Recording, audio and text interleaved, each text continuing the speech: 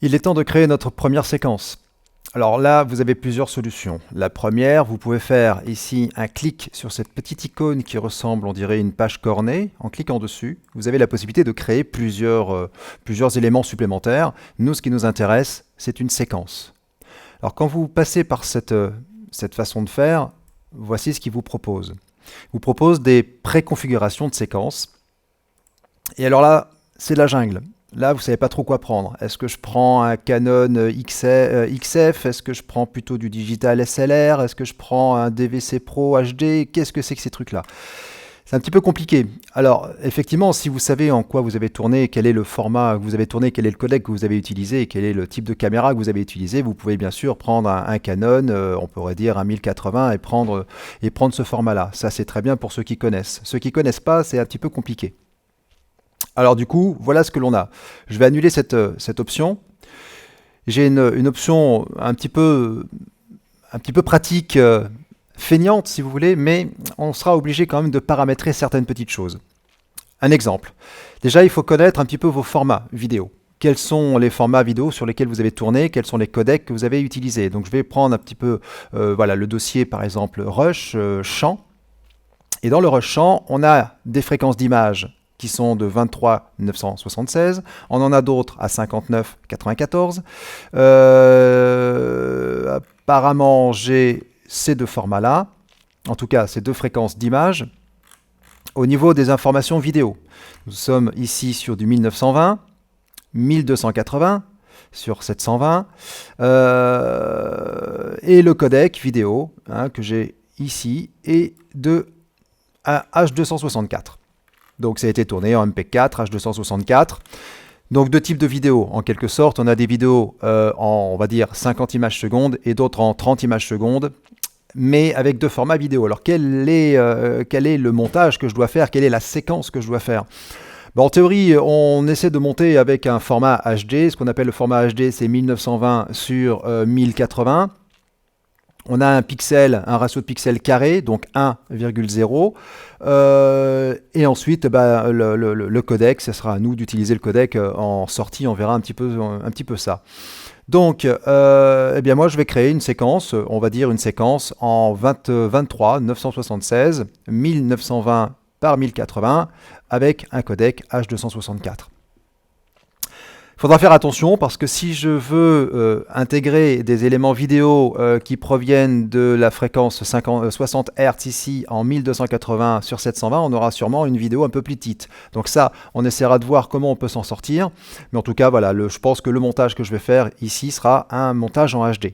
Donc maintenant que je sais ce que c'est, je pourrais par exemple prendre un des éléments au hasard, pour l'instant au hasard, mais attention, pas n'importe lequel, un élément que j'ai choisi donc en 1920-1080, c'est-à-dire par exemple, on va dire celui-ci, j'en prends un au hasard, tant qu'il est en 23 976, 1920-1080 avec le codec que j'utilise.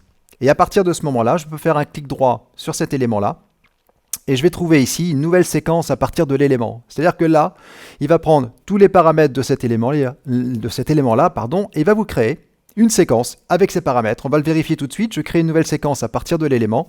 Il m'a donc créé une première séquence, ici, qu'il a appelé le nom de l'élément. Alors ça, il faudra le renommer tout de suite, parce qu'ici, on a un nom à coucher dehors, ça ne nous intéresse pas vraiment. Mais surtout, je vais voir et vérifier les paramètres de séquence qu'il m'a fait. Alors pour vérifier ces paramètres de séquence, il faut être dans la séquence concernée. Donc la séquence, elle se place dans cette fenêtre-là. Il faut aller dans le menu séquence et nous allons trouver les réglages de la séquence. Ici. Le mode de montage, c'est du ARRI Cinema, avec une base de temps, donc en images secondes, une fréquence d'images par seconde de 23 976, c'est bien ce qu'on avait trouvé tout à l'heure. La taille de l'image, c'est bien du 920 sur du 1080, donc très bien, c'est exactement ce qu'il nous faut, avec un ratio de pixels carré, ici. Nickel. La trame, c'est aucune trame, c'est ce qu'on utilise de plus en plus. On utilise de plus en plus aucune trame, ce qu'on appelle le balayage progressif, parce que sinon, dans les anciennes technologies, on avait des trames supérieures ou inférieures en premier, donc on avait un entrelacement des trames. Donc ça, eh bien, on utilise de moins en moins, donc autant utiliser aucune trame. Et le format d'affichage, donc code temporel en 23 976, qui est cohérent par rapport à la base de temps. L'audio, Si j'ai de l'audio, eh bien, il a utilisé bien sûr les paramètres audio. J'en ai pas parlé, mais évidemment, il prend aussi les paramètres audio de 48 kHz et le format d'affichage échantillon audio. Donc ça, c'est une première technique. C'est une technique très simple. Seulement, l'inconvénient de cette façon de faire, qui est une façon vraiment, vraiment très simple, l'inconvénient, c'est qu'ils utilisent ici, dans la prévisualisation vidéo, un format du fichier de prévisualisation vidéo en MPEG, image I uniquement. Alors ça me dérange un petit peu. Ça me dérange un petit peu parce que la prévisualisation de mon montage ici sera du coup en MPEG 1, enfin en MPEG image I, pardon. Et puis quand je vais lui demander de faire des rendus parce que j'ai fait des effets, des rendus parce que j'ai fait des montages un peu complexes, eh bien il fera des rendus en MPEG image I. Et ça, c'est une qualité qui n'est pas exceptionnelle. Donc on peut changer ça. Alors pour le changer, il faut qu'on crée nous-mêmes notre propre séquence. Alors j'annule l'opération. J'ai rien changé, donc j'annule l'opération. Cette séquence, il me l'a créée, elle est ici. Elle est sous forme de petites images, de petites icônes ressemblant à une petite tête de lecture, ici avec des petits rectangles. Celle-ci, je vais la supprimer. Un petit clic droit, effacer, et je vais me créer ma séquence. Donc maintenant, je suis au courant. Je sais que c'est un 23 976, 1920 sur 1080 en pixels carrés. Je crée ma nouvelle séquence, ici. Je vais prendre pour l'instant n'importe laquelle, une au hasard, peu importe, celle que vous voulez, c'est pas le problème, puisque de toute façon, je vais paramétrer ma propre séquence. Je vais aller ici dans Réglages, et ici, il m'a mis le mode de montage que j'avais choisi. Bon, c'est un mode au hasard que j'ai pris. Moi, c'est pas du hasard que je veux faire. Je vais aller choisir ici. Parmi, ici, là aussi, c'est une jungle, il y en a des tonnes. Parmi toute la liste, je vais aller tout en haut et je vais choisir personnaliser. Et je vais personnaliser ma propre séquence. Dans ce cas-là, il me faut une base de temps. Rappelez-vous, 23 976. Très bien, elle est ici. Si j'ai tourné évidemment en 25 images secondes, je mettrai forcément 25. Vous avez bien compris. La taille de l'image, 1920-1080. Elle est ici. 1920-1080. On a dit qu'on prendrait des pixels carrés. Donc pixels, ici carré. Avec aucune trame. Le code temporel 23 976 pour être cohérent par rapport à la base de temps que j'ai choisie. L'audio, 48 kHz. Ça, en général, on n'y touche pas. Et surtout, ce qui m'intéresse maintenant, parce que je suis en train de créer ma propre séquence, eh bien, c'est le format du fichier de prévisualisation. Ici, MPEG image I, je vous ai dit, c'est pas exceptionnel. Je vais pouvoir changer mon propre format ici, en utilisant soit ici un format QuickTime, avec la possibilité ici de choisir un codec différent. Le GoPro Cineform est très bien, hein, ça c'est pas mal. On pourrait utiliser ici de l'YQV 8 bits, mais ce sera du non compressé, et ça va vous pourrir l'ordinateur tellement ça va ramer parce qu'il va vous faire des fichiers très très lourds. On pourrait aussi utiliser ici un QuickTime, plutôt qu'un QuickTime, choisir un Microsoft AVI, avec cette fois-ci ici, des codecs Microsoft. Alors, il manque certains codecs qui peuvent être assez intéressants, que vous pouvez télécharger sur, par exemple, Avid. Avid fait un très bon codec au format ici QuickTime. Là, je ne l'ai pas, il faudrait que je le télécharge, qui serait un codec plutôt un DNX. Donc, ce serait intéressant. Mais dans mon cas précis, je choisirais plutôt un QuickTime GoPro Cineform. Ça pourrait être assez intéressant. Le fait de créer ma propre configuration me permet également de réaliser ici des pistes, puisque je vais créer des pistes, j'aurai besoin de pistes, des pistes audio, mais des pistes vidéo, bien évidemment. J'ai pas vraiment de limite. Seul l'ordinateur me fera la limite. Évidemment, si je mets 70 pistes vidéo, il y a un moment ou un autre, mon ordinateur va fumer un petit peu. Donc du coup, à moi de gérer un petit peu tout ça. Des pistes audio, dans le cas d'un clip, j'ai pas besoin de beaucoup de pistes audio. Moi, une seule piste audio, voire 2 pistes à la rigueur, si je veux mettre un petit peu d'effets spéciaux, me suffisent largement.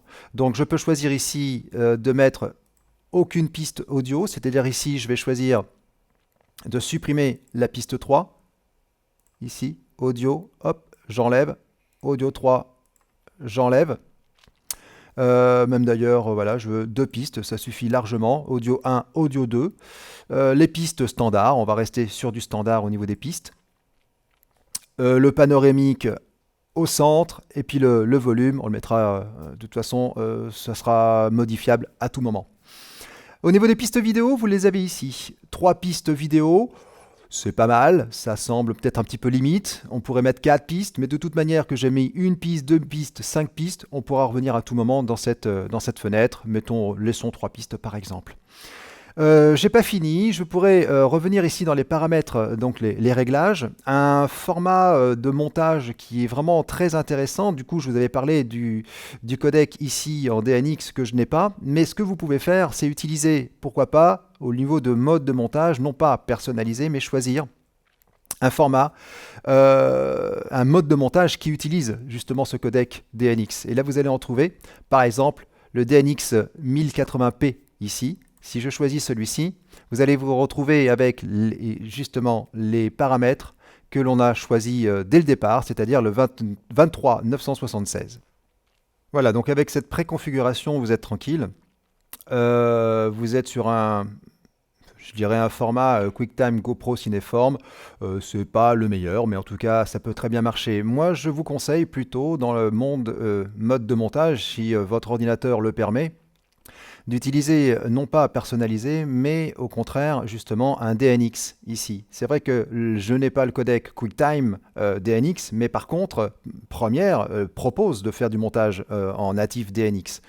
Je l'ai ici par exemple, les DNX 1080i, nous sommes plutôt sur un DNX 1080p. Lorsque je clique sur DNX 1080p, au lieu de personnaliser, il met exactement donc les paramètres d'un DNX 1080p, c'est-à-dire 23 976, ce qui nous convient. Le pixel carré, là aussi, ça nous convient. 1920-1080, c'est ce qu'il nous faut. Et par contre, regardez bien, ici dans le format de fichier de prévisualisation, il se met en DNX. Celui-ci est très bien, vous pouvez utiliser le 175, laissez le 115, ça sera très bien, c'est pas la peine de monter trop, de toute façon vous aurez une qualité irréprochable en 115, ça sera très bien. Maintenant, là encore, si votre ordinateur le permet, n'hésitez pas à vous mettre en DNX HQ par exemple. Moi, je vais laisser en 115 le codec DNX HD.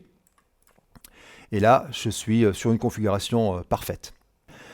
Maintenant qu'on a fini donc toute la configuration, on s'est mis donc dans le réglage ici qui nous convient. Les pistes, ça nous convient. Je vous ai dit, on pourra rajouter autant de pistes que nécessaire. On va quand même enregistrer cette préconfiguration, comme ça on pourra l'utiliser après. Donc je l'enregistre ici. Je vais noter un nom. Alors ça sera ma séquence DNX 1080p par exemple. Je valide, je peux mettre une description évidemment si j'ai envie. Je valide avec OK et je vais retrouver donc cette préconfiguration dans les paramètres personnalisés ici. Plutôt que d'aller le choisir à chaque fois, je ne sais pas trop où il est, etc. Je le retrouve directement à la fin. J'ai mes séquences déjà personnalisées. Je peux donc valider avec OK et je vais donc retrouver ici ma configuration que j'ai choisie en tant que séquence. Première chose à faire, maintenant qu'on a configuré une séquence, si vous mettez n'importe quel élément à l'intérieur, attention, il peut vous mettre pour le premier élément que vous allez glisser dans cette séquence, puisqu'elle est complètement vierge, il peut vous mettre un petit message d'erreur, pas un message d'erreur, un message plutôt d'avertissement. Lorsque je prends une séquence ici qui est pourtant au bon format, je la glisse à l'intérieur ici.